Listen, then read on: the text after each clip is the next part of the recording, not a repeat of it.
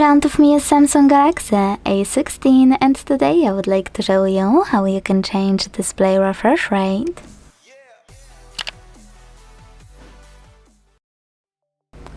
First of all, launch settings and scroll to hit display.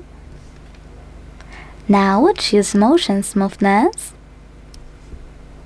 and click on one of those options, high or standard. When you're ready, select apply button at the bottom and wait. As you can see, after a few seconds, high refresh rate was successfully changed. Thanks so much for watching. If you enjoyed this video, leave a like, comment and subscribe. Bye!